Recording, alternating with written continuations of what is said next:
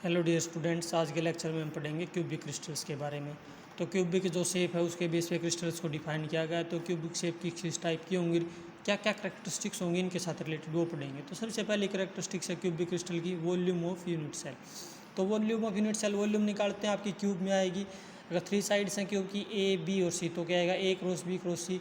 लेकिन अगर क्यूब लेके चल रहे तो सारी साइड्स इक्वल है, A equal to B equal to C. अगर तीनों इक्वल होंगी तो वॉल्यूम क्या आ जाएगी आपकी ए क्यूब। तो ये तो होगी वॉल्यूम। नेक्स्ट है number of atoms per unit cell. हमने यूनिट सेल पढ़ा था कि एक स्मॉलेस्ट पार्ट है किसी चीज़ का जिसको बार बार रिपीट करते हैं तो आपका कंप्लीट क्रिस्टल स्ट्रक्चर बनाएगा। तो यूनिट सेल पढ़ेंगे। तो यूनिट सेल में number of atoms per unit cell, number of atoms per unit cell निकालेंगे। तो इसका एक तरीका है, total number of atoms per unit cell are given by N equal to N I. N I आपका number of interior atoms जो अंदर atoms होते हैं किसी क्यूब में, plus N F by two ये है number of face atoms, plus N C by 8 1/8 of number of corner atoms. तो इस तरह से निकालेंगे। जैसे सिंपल क्यूब है, सिंपल क्यूब बनाते हैं। सिंपल क्यूब बना दिया आपके, जिसके आपके कोई रूम है, रूम आपका एग्जांपल है 3 डायमेंशन का या क्यूब का एग्जांपल है सबसे अच्छा। तो ये क्यूब हो गया। इसकी अगर आप बात करेंगे 8 कॉर्नर्स हो जाएंगे। जैसे कोई रूम है तो 4 कॉर्नर नीचे 4 ऊपर है तो ये 8 कॉर्नर से सिंपल क्यूब है। इस क्यूब में जो नंबर ऑफ एटम्स होंगे पर यूनिट सेल वो क्या होंगे, इनसाइड कुछ नहीं होगा, फेस पे भी कुछ नहीं होगा। ये फेस है, जैसे दीवारें हैं, चारों दीवारें तो उसका फेस का काम कर रही हैं। 4 दीवारें साइड में, एक ऊपर एक नीचे, 6 हो जाएंगे फेस इस तरह से। तो फेस पे भी कुछ नहीं है। कॉर्नर 8 के 8 कॉर्नर पे एटम्स है तो 1/8 इंटू 8 1 के बराबर आ गया। बात करते हैं बॉडी सेंटर्ड। बॉडी सेंटर्ड का मतलब है कि कॉर्नर्स पे और एक उस बॉडी के बिल्कुल सेंटर में, यानी कि रूम के बिल्कुल सेंटर में बीच में एटम मान ले एग्जैक्टली। तो इसमें क्या होगा, एक इंटीरियर एटम होगा, फेस पे कुछ नहीं, कॉर्नर पे 8 है तो 1 + 1 2। अगर एफसीसी बात करें फेस सेंटर्ड, फेस सेंटर्ड का मतलब है कि फेस पे एटम्स है। फेस यानी कि एक, अगर आप क्यूब की बात करेंगे जैसे एक रूम है तो उसके फेसिस होंगे 6। इस कैसे होंगे, ये आपके left right back front up down, इस तरह से आपके 6 फेसेस हो जाएंगे। जैसे चारों दीवारें हैं और छत है और ग्राउंड है, ये 6 के 6 फेस हो गए। 6 के 6 फेस पे 6 पॉइंट। तो इन साइड कुछ नहीं है, प्लस फेस पे 6/2 प्लस 1/8 4। तो नंबर ऑफ एटम्स और यूनिट सेल कितने हो गए 4। ये में याद रखना। उसके बाद आता है कोऑर्डिनेशन नंबर। कोऑर्डिनेशन नंबर क्या होता है, number of equi distance nearest neighbours, मतलब इक्वल डिस्टेंस पे हो, और नंबर ऑफ नियरेस्ट एटम्स जो होते हैं उसको कहते हैं कोऑर्डिनेशन नंबर। तो कोऑर्डिनेशन नंबर किस में कितना होगा, अगर आप बात करोगे कोऑर्डिनेशन नंबर सिंपल क्यूबिक में, तो सिंपल जो क्यूब है उसके अंदर आपका जो कोऑर्डिनेशन नंबर है वो आपका 6 है। क्योंकि अगर आप कोई भी एक कॉर्नर एटम उठा के चलोगे तो एक कॉर्नर एटम के साथ आपके उसके नियर बाई इक्वल डिस्टेंस पे कितने होंगे, 6 होंगे। क्योंकि एक कोई भी कॉर्नर एटम उठा लो आपके, उसके एक लेफ्ट में होगा, एक राइट में, एक अप एक डाउन, एक बैक एक फ्रंट। जैसे हमने 6 फेस किए थे ऐसे ही इसके साथ में 6 एटम अटैच होंगे एक के साथ। तो कोऑर्डिनेशन नंबर 6 है। बॉडी सेंटर्ड क्यूबिक, इसका कोऑर्डिनेशन नंबर है 8। सेंटर में एक एटम है तो सेंटर से सारे के सारे कॉर्नर्स इक्वल डिस्टेंस है तो 8 कॉर्नर्स है तो इसका कोऑर्डिनेशन नंबर सीधा सा 8 हो गया। दूसरा फेस सेंटर्ड। फेस सेंटर्ड में क्यूबिक नंबर निकालेंगे तो कोई भी फेस पे एक एटम लेंगे, कोई भी हमने एक मान ली, कोई भी एक वॉल है आपकी रूम की, उसके सेंटर में एक एटम आपका, तो चारों तो इक्वल डिस्टेंस से चारों कॉर्नर हो गए। उसी दीवार के 4 कॉर्नर हैं, चारों के चारों इक्वल डिस्टेंस पे। प्लस में उससे नेक्स्ट वाला जैसे जो आपके फेस हैं, इससे जैसे फ्रंट का है, बैक का, अप का है, डाउन का है, तो इन चारों पे 4 फेसेस और हैं तो ये चारों के चारों भी इक्वल डिस्टेंस पे होंगे। जैसे इसके इस साइड में चारों इक्वल होंगे, अगर इसके साथ एक और एफसीसी लगा दें तो उसके दूसरी साइड भी इस तरह से 4 होंगे। तो 4 कॉर्नर्स वाले, 4 इधर 4 उधर, तो टोटल कोऑर्डिनेशन नंबर होगा इसका आपका 12। तब सब अब निकालते हैं। जैसे हम इसकी प्रॉपर्टीज़ पर सबसे पहले वॉल्यूम ऑफ यूनिट सेल, फिर number of atoms per unit cell, अब कोऑर्डिनेशन नंबर। नेक्स्ट है एटॉमिक रेडियस। ये सिंपल क्यूब बना था, इसका हमने बेस वाला ले लिया, नीचे से बेस ले लिया। इस बेस पे एक कॉर्नर पे एटम यहाँ पे, एक यहाँ पे, दोनों एटम्स मिल रहे हैं तो आर और आर, ये डिस्टेंस होगी 2r। और लैटिस कांस्टेंट या लैटिस की एक साइड जो हमने ली है a के बराबर, तो 2r = a, r = a/2। तो सबसे सिंपलेस्ट होती है सिंपल क्यूब में r = a/2। उसके बाद अगर नेक्स्ट निकालनी हमें BCC के लिए, तो BCC के लिए बॉडी के सेंटर में एक एटम है तो ये सेंटर एटम जो है इंक्लूड होना चाहिए। अगर मैं इस एटम को सेंटर से होते यहाँ तक लेके आ गया तो इसमें 3 एटम्स आ जाएंगे, इसका हाफ पार्ट, मिडल वाले का कंप्लीट पार्ट और इसका हाफ पार्ट, r 2r इसका और 1r ये 4r हो गया। तो 4 आर को कंपेयर करेंगे। आर को कंपेयर करने के लिए इसके लिए हमें क्या करना चाहिए, क्यूब चाहिए, यानी कि 3 साइड्स के लिए ट्राइंगल बनाएंगे हम। ट्राइंगल चाहिए हमें, तो एक साइड ये होगी, एक ये होगी और एक ये होगी। लेकिन हमें क्या है, जो हमने क्यूब बनाया उसकी एक साइड को हमने ए मान रखा, तो हमारे पास ये ए है और ये ए है, कोई भी साइड है वो ए है, लेकिन ये नहीं पता। तो हम ये जो ट्राइंगल है यहाँ से करेंगे, तो जैसे ये वाली ट्राइंगल आपकी DCH, इससे हम क्या निकाल लेंगे, DH निकाल लेंगे। DH का स्क्वायर किसके बराबर हो जाएगा, DC square plus CH square, a square plus a square 2a square, तो DH आ जाएगा √2a। तो ये वाली टर्म आ गई आपकी √2a, और ये आपकी ए है ही पहले साइड, तो ये निकाल सकते हैं हम।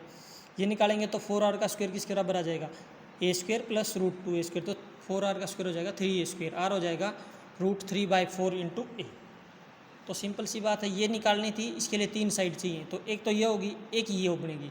ये निकाली हमने इन दोनों का यूज़ करके √2a, इन दोनों का यूज़ करके ये निकल गई, तो आर का आ गया। ऐसे ही FCC के लिए फेस सेंटर्ड में क्या होगा, फेस का कोई एटम हमने फेस के इस एटम से पास कर दिया, ये मिला दिया, तो इसमें आपकी पहले ही 3 साइड है, ये भी ए और ये 4r है, तो 4r का स्क्वायर किसके बराबर हो जाएगा, a square plus a square. Exactly triangle ला लगाएंगे आप, BD square is equal to CD square plus CB square. यहाँ से 4r square a square plus a square, 4r किसके बराबर होगा √2a, r हो गया √2a/4। ये भी लिख सकते हैं, या इसको रैशनलाइज करोगे √2a से ऊपर नीचे मल्टीप्लाई करके, तो आ जाएगा a/2 √2। तो इस तरह से वैल्यूज आ जाएंगी आपकी एटॉमिक रेडियस की। नेक्स्ट है पैकिंग फ्रैक्शन। पैकिंग फ्रैक्शन क्या होता है आपकी, ये रेशियो होती है 2 वॉल्यूम्स की। Volume occupied by all the atoms unit cell. Unit cell में हमने एटम्स निकाले पहले कि सिंपल क्यूब के लिए कितने थे आपका 1, बॉडी सेंटर्ड के लिए 2, फेस सेंटर्ड के लिए 4, तो जितने भी एटम्स होंगे उससे मल्टीप्लाई करेंगे। Volume occupied by atoms unit cell कि टोटल एटम्स ने कितनी volume occupy by volume of unit cell की वॉल्यूम कितनी है, तो ये होता है पैकिंग फ्रैक्शन कि कितना पैक्ड आपका क्रिस्टल। तो सबसे पहले सिंपल क्यूबिक का वॉल्यूम क्या होगा, नंबर ऑफ एटम से वॉल्यूम होती है आपकी 4/3 πr क्यूब, 4/3 πr क्यूब। तो n तो हो गया number of atoms per unit cell, ये वॉल्यूम, और क्यूबिक की वॉल्यूम कितनी हमारी, ये क्यूब है पहले से ही, तो हम इनके अंदर वैल्यूज पुट करते जाएंगे। सबसे पहले number of atom 1, 4/3 pi, r is equal to a/2 हमने सिंपल क्यूब के लिए निकाला था, रख दिया a क्यूब, π/6.52 52%। BCC में जाओगे, नंबर ऑफ एटम्स 2 हैं, 4/3 पाई, इसमें r की वैल्यू हमने निकाली है ऊपर √3/4a, रख दो ये a क्यूब, 16 आउट कर दो √3/π/8 0.68 और 68%। FCC में करोगे, नंबर ऑफ एटम्स 4 होते हैं यूनिट सेल में, 4/3 पाई r अभी निकाला हमने ऊपर √2a/4, ये रख लो, cube by a cube, solve करोगे 0.74 और 74%। तो ये पैकिंग फ्रैक्शन हो जाएंगे इनके। तो ये आपके जो क्यूबिक क्रिस्टल्स हैं इनकी प्रॉपर्टीज़ हैं। इसके बाद नेक्स्ट पढ़ेंगे लैटिस कांस्टेंट एंड डेंसिटी। जो डेंसिटी निकालते हो आपकी होती है मास पर यूनिट वॉल्यूम। तो कोई मटेरियल मान लिया हमने, उसके अंदर आपके क्या होंगे, एक मटेरियल कितने मॉलिक्यूल कंटेन करेगा, जितना आपका एवोगाड्रो नंबर है 6.023 × 10⁻23। तो हमने मान लिया कि weight of N molecules is m gram, capital M ले लिया, इतने ग्राम है एन मॉलिक्यूल्स का। Weight of small N molecules, यानी कि ये तो एवोगाड्रो नंबर है, उसका टोटल मास इतना है, लेकिन उसके अंदर कितने भी मॉलिक्यूल हैं उनका निकालना हो तो हम कैसे निकालेंगे, एक का निकालेंगे तो m/n, और n मॉलिक्यूल्स का निकालेंगे तो m/n × n। तो ये हो गया मास, हमने इसको स्मॉल m मान लिया, ठीक है। जो n मॉलिक्यूल्स प्रेजेंट हैं उनका मास मान लिया स्मॉल m। डेंसिटी निकालनी है मास पर यूनिट वॉल्यूम, मास ये हो गया, वॉल्यूम हमने क्यूब की पहले निकाली है a क्यूब। तो मास किसके बराबर आ गया, mass is equal to density rho है, rho into a cube. Mass की वैल्यू निकाली यहाँ से m/n × n, m/n × n किसके बराबर हो गया, रो इंटू a क्यूब। यहाँ से एक रो की वैल्यू निकाल सकते हैं, यानी कि डेंसिटी की mn/a क्यूब से डिवाइड हो जाएगा, या अगर a की निकालोगे तो a को यहाँ रख लो, रो डेंसिटी नीचे आ जाएगी 1/3। इस तरह से दोनों में रिलेशन निकल जाएगा। उसके बाद नेक्स्ट पढ़ेंगे हम क्लोज्ड पैक्ड स्ट्रक्चर। अब इस स्ट्रक्चर में हम बात कर रहे हैं कि ये कह रहा है कि कुछ एग्जांपल्स दे रखे हैं, जैसे कि लो टेम्परेचर पे crystals of metal and inert gases, the packing of atoms is very compact, की कम्पैक्ट पैकिंग है उसकी, बिल्कुल स्ट्रॉन्गली अट्रैक्टेड है एक दूसरे से। अगर यहाँ पर हम एटम को क्या माने, कार्ड स्फीयर माने, और उसको एक सर्कल से डिवाइड करें, तो ये कह रहा है कि 2 तरह की अरेंजमेंट पॉसिबल है आपकी। तो 2 तरह की अरेंजमेंट कैसे पॉसिबल हो सकती है, कोई भी एटम अगर आप इस तरह से सर्कल्स में रखोगे, जैसे हमने यहाँ पे का एग्जांपल ले रखा है, ये सर्कल ले लूँ मैं, तो इसके आपका एक इस साइड आ जाएगा, एक इस साइड, एक यहाँ पर, एक यहाँ पर, एक यहाँ पर और एक यहाँ पर, तो इसके एक के अराउंड 6 एटम्स आ जाएंगे, यानी कि इसका सेंटर ए मानो तो सबके सेंटर क्या है ए, ये बना रखे हैं पहले से ही। इस तरह से ये एटम्स ये कंप्लीट है, आगे से आगे चलते रहेंगे, कोई भी बीच वाला एक एटम उठाओगे तो उसके अराउंड 6 मिलेंगे आपको, ठीक है। तो ये हो गया। अब इसके अंदर पैकिंग किस तरह से, इसका सेंटर मान लिया ए। अब ये क्या कर रहा है, जैसे ही आपने 6 लगाए तो इसके बीच में 6 स्पेसीज बचेंगे। 6 स्पेसीज किस तरह से बचेंगे आपके, इन दोनों के बीच और इस तीनों के बीच यहाँ पर 1 space, 2 space, 3 space, 4 space, 5 space और 6 स्पेस, 3 के कम्बिनेशन में इनके बीच में गैप बच जाएंगे, वॉइड जिनको बोल देते हैं। इन ये गैप बचेंगे 6। अब ये 6 गैप बच गए। अब इन 6 गैप पे हम क्या कर सकते हैं, 3 गैप के ऊपर हमने बी टाइप ऑफ एटम्स लगा दिए, यानी कि अल्टरनेट पे यहाँ पर बी लगा दिया, इस कोने पे यहाँ पर भी बी लगा दिया, फिर और यहाँ पर भी बी, एक एक छोड़ के अल्टरनेट क्या सा लगा दिया, बी क्रिस्टल। तो ए बी हो गया। अब 3 गैप और बच गए। अब इन्हीं 3 गैप पे हम क्या कर सकते हैं, इन पे जैसे ऊपर हमने बी लगा दिया, इसके नीचे हमने सी लगा दिया, जो वॉइड गैप बचे थे, तो हमारा स्ट्रक्चर कैसा हो जाएगा, ए बी सी। और इसी तरह अगर ये रिपीट होता रहे A B C A B C A B C, इस तरह से रिपीट स्ट्रक्चर चलेगा तो ए बी सी स्ट्रक्चर क्या हो गया आपका, ये हो गया आपका एफसीसी टाइप। 2 टाइप की अरेंजमेंट बताइए, एक एफसीसी होगी और एक होगी एचसीपी। एफसीसी मतलब face centred cubic, HCP meaning hexagonal closed pack structure. तो एफसीसी में तो क्या होगा, ए बी सी, ए सबका सेंटर है, 3 वॉइड गैप पे क्या लगाया बी, और जो 3 बच गए उन पर लगा दिया सी, तो ए बी सी चलेगी। लेकिन अगर इसके अंदर कुछ चेंज भी कर सकते हैं, क्या चेंज, जैसे आपने ये गैप बताया, सब पे ए था, जो गैप थे अल्टरनेट पे हमने क्या लगा दिए बी। अब ये कह रहा है बी लगाने के बाद जैसे नेक्स्ट गैप है 3, हमने वो क्यों नहीं फॉलो किया, वॉइड नहीं फॉलो किए। अब हमने क्या किया, ये बी 3 लगाने के बाद उसके ऊपर भी हमने क्या किया, वापिस से 6 एटम लगा दिए जिस तरह से पहले लगे हुए हैं। तो किस टाइप की अरेंजमेंट बनेगी, ये ए के बाद बी, फिर ए, फिर बी, तो अरेंजमेंट बन जाएगी A B A B A B, ये हो जाएगी हेक्सागोनल क्लोज्ड पैक स्ट्रक्चर। अब हेक्सागोनल क्लोज्ड पैक स्ट्रक्चर का हम यहाँ पर एग्जैक्टली मेंशन करेंगे और इसको निकालेंगे। तो हेक्सागोनल क्लोज्ड पैक स्ट्रक्चर के लिए यूनिट सेल लेके चलेंगे इसकी आपकी। तो यूनिट सेल में ये कह रहा है कि unit cell contents 1 atom at each corner and 1 atom at the centre of the hexagonal faces. Hexagonal के फेसिस हैं, सब पे एक एक एटम होगा, कॉर्नर पे एक एक एटम है। More atoms within the body of the cell, 3 more atoms, 3 atom इसके सेंटर में भी होंगे। किस तरह से होंगे, इसका कोऑर्डिनेशन नंबर आपका 12 है। तो किस तरह से होगा कोऑर्डिनेशन नंबर 12, ये देखते हैं हम स्ट्रक्चर को यहाँ से समझेंगे। जैसे हेक्सागोनल है, हेक्सागोनल जैसे नाम में बता रहा 6, तो 6 एटम्स है इसके, ये 1 2 3 4 5 6। जैसे ये ए ले रखा था सेंटर में, यहाँ पे ये सेंटर वाला एटम है, इसके अराउंड ये 6 एटम्स हो गए। अब इसी के साथ हमने क्या किया, इसके कोरस्पॉन्डिंग एटम्स है नीचे भी 6, 1 2 3 4 5 6, और ये कोरस्पॉन्डिंग सेंटर में 6 ऊपर हैं, कोरस्पॉन्डिंग 6 क्या है नीचे, ये मिला रखे बस सेम पोजीशन पे, ये इससे नीचे वाला इससे, ये नीचे वाला नीचे वाले से, सेंटर वाला सेंटर से, आउटसाइडर से, अपर वाला अपर वाले से, नीचे वाला नीचे वाले से, इस तरह से का सिस्टम बनाया। तो ये 6 हैं ए, और ये 6 भी क्या हैं ए।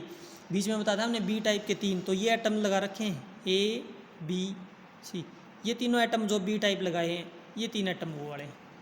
तो इसके अंदर टोटल कितने एटम्स हो गए, 6 ऊपर हैं 6 नीचे हैं, 2 ये बॉडी सेंटर, ठीक है, जिसको बेसल प्लेन भी बोल देते हैं, यानी कि जो बेस पे लाइज करते हैं आपके, और 3 एटम इनसाइड हो जाएंगे। तो इसके अंदर अगर आप टोटल नंबर ऑफ एटम्स निकालेंगे पर यूनिट सेल कितने हो जाएंगे, तो कह रहा है कि 12 एटम्स तो हो गए कॉर्नर पे, 6 तो ये हो गए और 6 नीचे वाले हो गए, 12 atoms at corners and each corner is shared by 6 unit cell.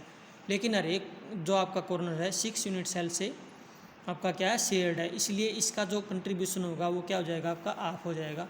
तो 12 एटम्स का जो कंट्रीब्यूशन आया यूनिट सेल में, 2 एटम्स का आ गया।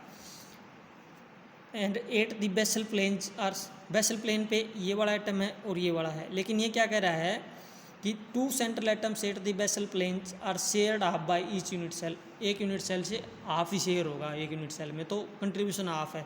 2 हैं तो दोनों का कंट्रीब्यूशन कितना हो गया, 1।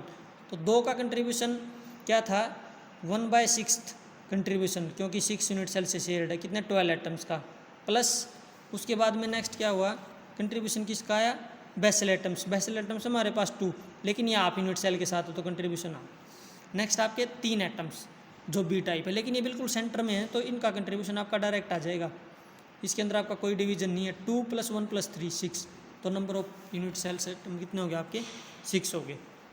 ठीक है, इसलिए अब हमें निकालना पैकिंग फ्रैक्शन।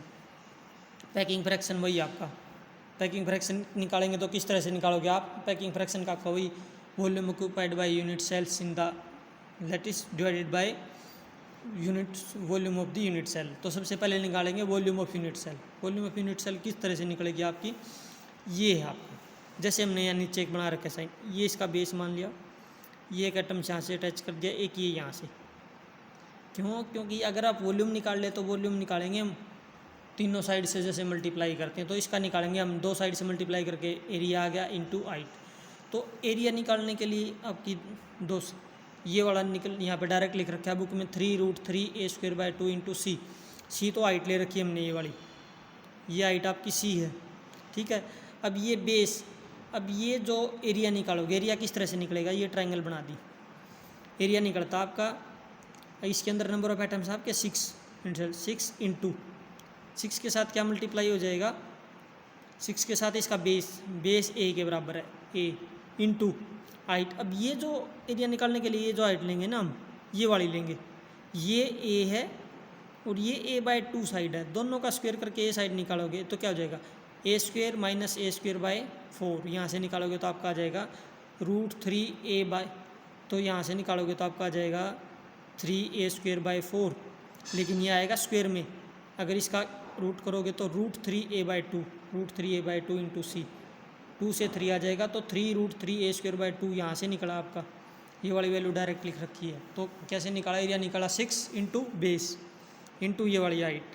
ठीक है, ये तो हो गया area, divide multiply by area height of the unit cell, unit cell की हाइट ये आपकी सी, तीनों मल्टीप्लाई गई, यूनिट सेल की वॉल्यूम आ गई आपकी। दूसरा हम निकालते ही हैं packing fraction, number of unit cell हमने पहले निकाल दिए कितने 6, तो यूनिट सेल की वॉल्यूम कितना है 6 इंटू 4/3 πr³ डिवाइडेड बाय किसके हो जाएगा, तो इसके सोल्व करोगे तो 6 4/3 पाई आर किसके बराबर आपका, अगर ये दोनों आइटम भी ले लूँ मैं नीचे वाले, एक यहाँ हो जाएगा एक यहाँ पे, तो ये होगा टोटल आर और आर 2r, और ये ए के बराबर है, a = 2r, तो आर किसके बराबर आ जाएगा a/2, जो आपका सिंपल क्यूब में वही आएगा डिस्टेंस, यहाँ पर पुट कर दो πa³ निकलाएगा इससे ये। तो ऊपर तो हमारी वॉल्यूम क्या आ गई πa³ volume of the atoms occupied by in unit cell divided by volume of unit cell, volume ये निकाल ली 3√3a²/2, 3√3a² इंटू c/2, ये 2 था आपका ऊपर चला गया, मल्टीप्लाई कर दो, ये निकालोगे तो आपका 2π/3, ये a/c है। अब इसके अंदर हम एक वैल्यू निकालते हैं c/a रेशियो, c/a की वैल्यू होती है √8/3, और a/c करोगे तो √3/8 = 0.74 = 74%। ये आपको अलग से निकाल के दिखानी होती है c/a रेशियो, ये अब हम निकालेंगे नेक्स्ट इसी में कि c/a रेशियो हम किस तरह से मेजर करेंगे। तो c/a रेशियो निकालने के लिए आप क्या करोगे, इसके अंदर ये वाला पोर्शन दे रखा है, जैसे हमने पीछे स्ट्रक्चर बना रखा था, सेंटर में 3 एटम थे, इन 3 एटम का नाम है Q, R और T, 3 एटम ले रखे हैं यहाँ पर, Q, R, T तीनों सेंट्रल एटम है, और P और S ये वो बेस सेंटर हैं, जैसे ए लिया था ना सेंटर एटम, जिसको बेसल प्लेन एटम भी बोल रहे थे, P और S दोनों को मिला दिया, L पॉइंट इसका सेंट्रल है, यहाँ से R से M के ऊपर हमने परपेंडिकुलर ड्रा कर दिया, तो ये L पे कट कर रहा है इसको, तो इसका मिड पॉइंट है PL = LS, क्या है PL = PS। किस लिए निकाल रहे हैं, हमें क्या चाहिए c/a रेशियो, C देखो P से S के बीच, जैसे हमने ये पीछे वाले डायग्राम में लिया था यहाँ पर आपका c/a रेशियो, तो c/a रेशियो का क्या मीनिंग है आपका कि C की जो वैल्यू थी आपकी हाइट डिवाइड, ये C था, ठीक है, और इसको A साइड से डिवाइड कर दो किसी से भी, तो C की वैल्यू निकालनी ज़रूरी है, इंपॉर्टेंट, A आपके पास डायरेक्ट, तो C की वैल्यू निकालने के लिए हमने ये लिया, ये हाइट आपकी जो बेस वाले सेंटर एटम थे उनकी हाइट के बराबर थी, C के बराबर, ठीक है, तो ये किसके बराबर लिख सकते हैं हम c/a, C हो गया P/PS के बराबर, PS, और ये QR जो है ना, QR ले लो, RT ले लो या QT ले लो, तीनों इक्वल है, हमने यहाँ पर बेस वाला लिया QR/QR, ठीक है, QR वैसे भी एक ही होना, कोई फ़र्क नहीं पड़ेगा। तो PS को क्या लिख सकते हैं, ये सेंटर बिल्कुल सेंटर में, तो ट्वाइस ऑफ PL लिख सकते हैं ऊपर वाले पार्ट से, क्योंकि इससे ट्रायंगल बन जाएगी PLR, तो इसको हमने लिख दिया PS को क्या लिखा, ट्वाइस ऑफ PL / QR। तो अब दो वैल्यू निकालनी है PL और QR गिवन है A के बराबर, तो अब निकालनी है हमें PL। PL निकालने के लिए हम क्या करेंगे, कौन सी आपकी PL के लिए हमें एक वैल्यू चाहिए LR या RL कह सकते हैं। RL निकालने के लिए हमें एक दूसरी ट्रायंगल यूज करनी पड़ेगी। RL निकालने के लिए हम यहाँ से वैल्यू निकालेंगे। ये आपका जैसे है, ये इसके मिड पॉइंट पे आता है, तो मिड पॉइंट कैसे डिवाइड करता है, 2:1 में डिवाइड करता है। तो LR तो 2 पार्ट में, अगर ML आ गया आपका 1 पार्ट में, तो यहाँ पर हम लिख भी रखा है PS जो आया ये RM के सेंटर पॉइंट पे आएगा, इस तरह डिवाइड करेगा। ML/LR = 1:2। ये हमने निकाल लिया। ये तीनों A के बराबर पहले ही बता दिया, QR, RT और QT तीनों A के बराबर हैं आपके। M मिड पॉइंट हो गया, M is the mid point of QT। Q जो T लिया हमने Q और T इसका मिड पॉइंट है, यानी कि A/2 इधर और A/2 इधर आपका। टोटल A है, A/2 इधर, A/2 इधर। तो RM निकालेंगे। ये ट्रायंगल ले ली QMR, ठीक है। इस ट्रायंगल के अंदर निकालेंगे RM की वैल्यू। तो RM का स्क्वायर किसके बराबर हो जाएगा, QR², सबसे बड़ी ये साइड है, माइनस QM²। तो QR तो आपकी A के बराबर है और QM आपकी टोटल A था, मिड पॉइंट है तो A/2 रह गया, A/2। तो ये सोल्व करोगे तो √3 A/2 RM की वैल्यू आ गई। A² - A² 4A² - A² क्या हो जाएगा, 3A² तो √3 A/2 आ गया। किसकी वैल्यू आ गई, RM की वैल्यू आ गई। RM की वैल्यू आ गई तो हम क्या निकाल सकते हैं, RL की वैल्यू।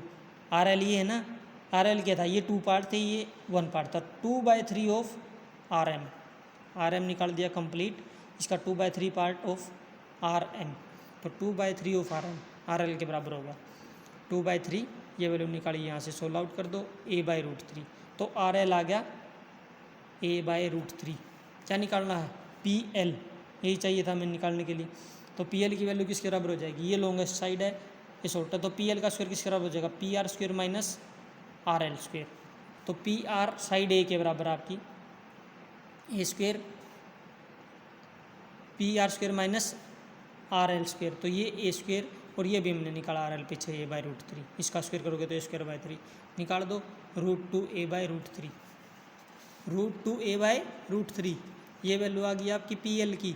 और अब इसके अंदर पुट कर दो AC/A, twice of PL, twice of 2 √2 A/√3 by A से डिवाइड कर दो, A से A कैंसिल आउट, 2 √2/3। इस 2 को अगर रूट में ले जाओगे तो 4 हो जाएगा, √8/3 1.633।